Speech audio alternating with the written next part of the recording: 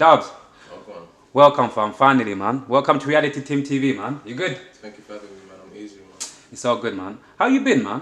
How have you been recently man? I've been alright, man. The whole, obviously, COVID period is Yeah. a bit leave still. Yeah. This year's been, I don't think it's been easy for everyone. Yeah. I think, obviously, if you're smart enough, I reckon you can maneuver and do certain bits and bobs, but I think it's been going slow for a lot of people. Yeah. Definitely. Do you think next year things are gonna get back to normal? You reckon? At any time soon? You never know, you know. Do you know what it is? I think, just me being honest, I think a lot of things are going to be in place, a lot of new things. It's basically adjusting to whatever they've got coming, to be fair. When it comes down to these things, I always say, for example, it's a time to get back to your normality as well. Yeah. Because I feel like sometimes when things are overly, too much is happening, for example, you need a space and a time, for example, for you to be able to kind of pattern yourself. Anything that you felt like you was overthinking or stressing over or whatever, this is your perfect time to actually sort it. And anything that you sharpen your sword, use this moment or this time to sharpen your swords. You know what I mean? That's another good way to really look at it, man. 100%. Like you have to fun. find the positives, isn't it? Definitely. Yeah. How many years have you been in music for? How many years? I don't even know. It's been a long grind, isn't it? Yeah, I know professionally. Yeah, since overall, 17, but overall, yeah. I would give it a 15, 16 years probably. I started writing when I was 14. Yeah. So 15, 16 years, yeah. And obviously, you know, like these days, we get a lot of people starting, basically a lot of people wanting to get into music, innit? Yeah. Like, to anyone, singer, rapper, to anyone who just want to jump into music and give it a go, yeah?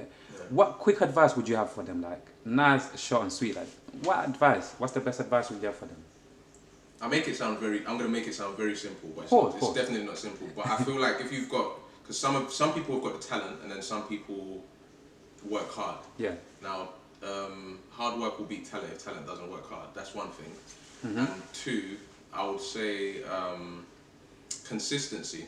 Believe in your thing. Don't really listen to too much people. I feel like everyone's got this thing where they think that they know. We don't all know. Even down to me, I'm learning new things now. And I'm 16 years deep, do you know what I mean? But I feel like you end up knowing what you don't want through the experiences. Yes. So a lot of the time, for example, even down to most of my decisions, they're based on knowing what I don't want, or when I did that, that went right, or when I did that, that went wrong. So let me definitely not do that. Yeah. And then at the same time, the game changes as well. So all it is you're gonna have to adjust.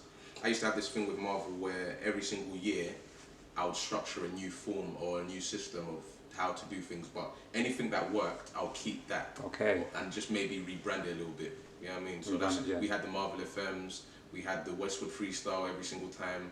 We had, what else did we have? We had the Marvel Mondays.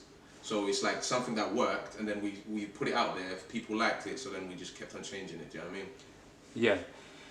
You see, even I wanna go a little bit back, innit? Even before Marvel, innit? Like Shoddy Crew days, innit? Yeah. What was the first thing that made you like fall in love with music first of all? Because I remember, when I used to come to your house in Northumberland Park, correct me if I'm wrong, innit?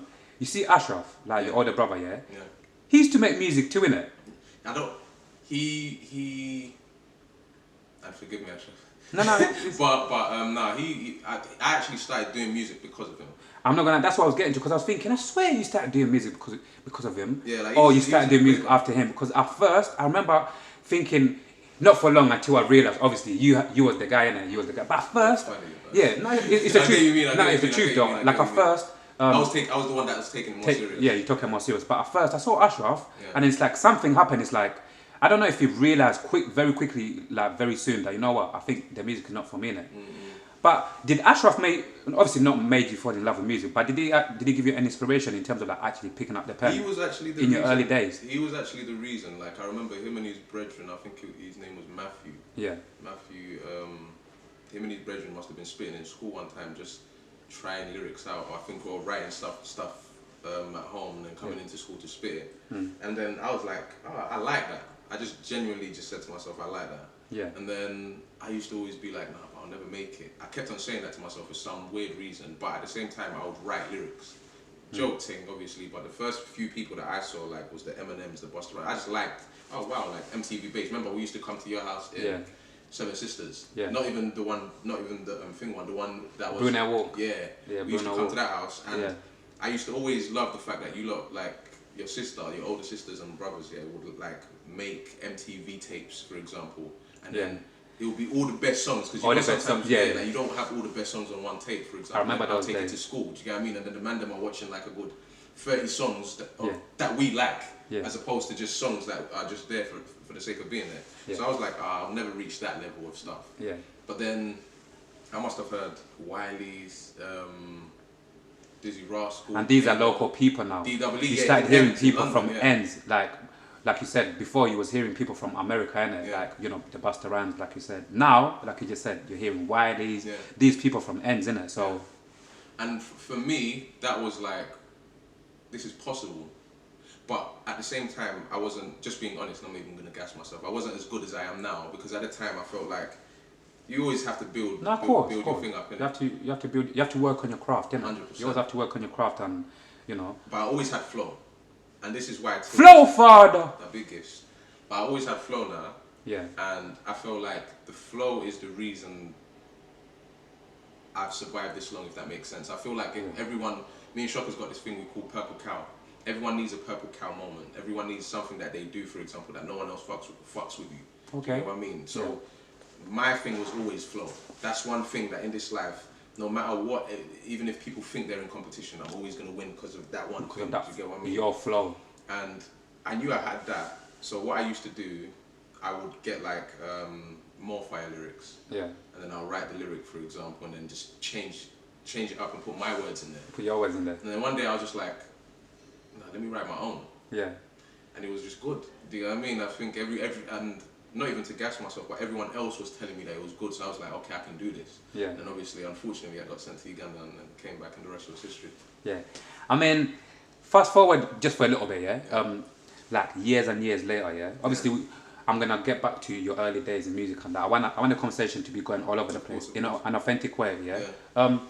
Do you still enjoy making music? Do you still love music? For you, obviously, fuck the game, fuck what's going on in the game all over the world. Like for you, innit? Like, do you still love making music? Do you still love music? You see, music, yeah. Music's like the girl, yeah. That even if you've got a wife, you're gonna always remember that girl there. Yeah. So music for me is the girl that understands me. Yeah. Do you get what I mean? Like I think, like in this life, for example, we will be with. Yeah. And God forgive me if I've said anything wrong, but we'll be with certain type of women or more than one woman, for example. You're not at the same time, but within life, for example, you might have like 4 women, but then there's that one woman. It's true, it happened. It's reality. Yeah. It actually happened. That you always remember. Yeah. It could be the woman you're with now. Yeah. Do you get what I mean? Yeah. Like you always remember that one woman, and I feel like music's that for me. Like music's the thing that when life is just doing too much, for example, I could go to music and it makes me feel good. It's my form of expression. I feel like if I didn't have music, for example, I might be a bit wild, because I feel like a lot of people don't have an outlet. Yeah.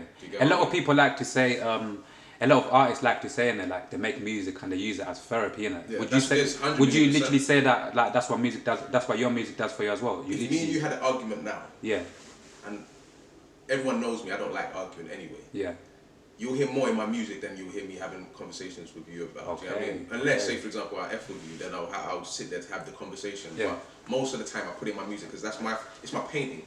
Yeah. Do you get what I mean? Like I use music as a canvas, like it's a painting. And however I feel on that day or at that time, that's why now sometimes it seems long, but now I write in studio.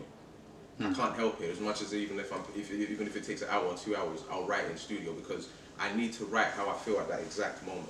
Yeah. As opposed to, okay, I wrote this like a year ago, or I wrote this like a month ago. I don't feel the same. Yeah. Do you get what I mean? So, because I know that it's a feeling and everything, for example, that to me gives me my best work. Yeah. Do you get what I mean? So, yeah. Like, times change, innit? You know, times never stay the same. Yeah. People change, things change, industries change. Yeah. Would you consider yourself as a brand? 100,000,000%. Yeah. I feel like that's what you eventually, if you're smart anyway, if you want to make money, if you just want to do it for the love and everything, you can just spit bars. But at the same time, I feel like if you create a brand, it's a career.